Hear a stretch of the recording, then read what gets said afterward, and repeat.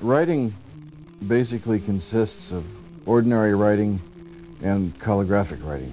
Ordinary writing is what we normally use, it's what everybody uses in their daily life. Calligraphic writing is a specialty of writing whereby the writing is made into an art form. What I'm going to do is I'm going to walk you through the entire production of a small piece as it would be done in the calligraphic album.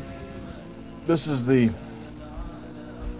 slate that you use to put the lines on the paper. It's a very interesting invention. In other words, you don't have to make lines with a pencil. When it does mess your paper up, you just place this over the paper, rub, and a line comes up. That's mixed with gum arabic. It's ground for 30 hours in a mortar and pestle after this. I'm using a European-based paper. It's an English paper. These were exported throughout the Islamic world. They were exported in a state that is not usable as it comes. Number one, they were white. No calligrapher uses white paper. It's an eyesore. It hurts the eyes. You want to have some color to it. Often they were dyed in with teas, as this paper has been dyed with tea.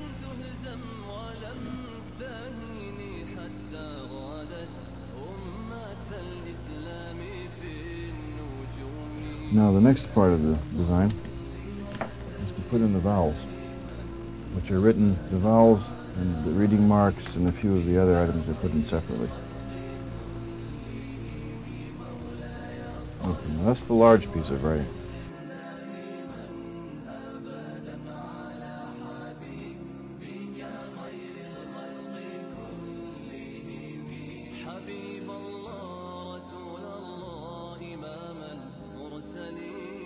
Okay, now I'm cutting the paper. This will be the preparation towards gluing it up. I'm cutting here the marble papers that are going to be used on the inner borders. The papers that I'm using as decorative borders and backings are what we call marble papers. I produce them myself.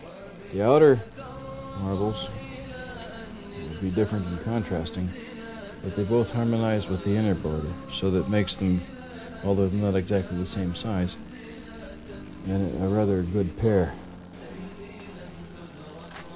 This is my back piece. That goes on first. You can see here.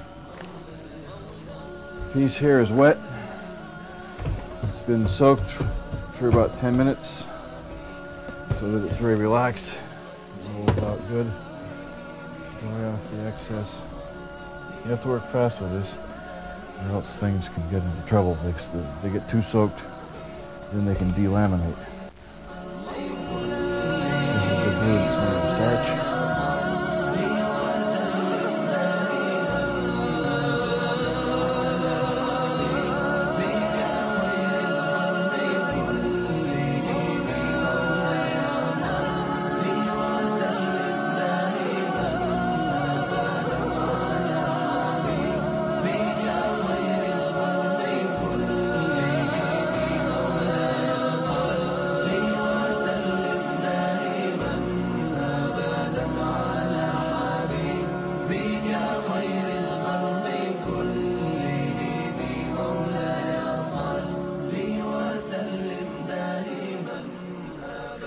This is burnishing, with the agate burnisher. The object is to flatten the surface to make it smooth. It also compacts it and makes the ink more part of the paper.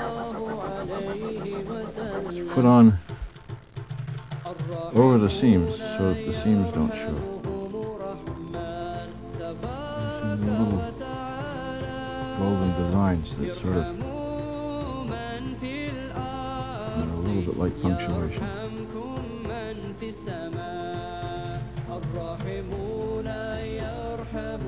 Here the green gold is put in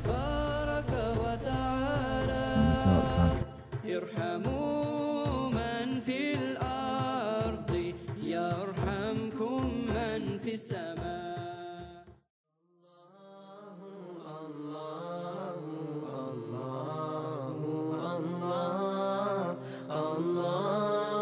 Patterns generally are made up of groups of 3 dots or straight lines. It's not a deep impression, but the white line. This finishes it off. This makes the piece complete. Without the white line, it doesn't work very well. With the white line, it looks complete. This is from the maxims of Imam Malik, and he says in this case, learn knowledge before you do anything. And he's making a very important statement according to the Islamic philosophy, which is you really need to know about what you're going to do before you ever undertake it, rather than rushing headlong into things.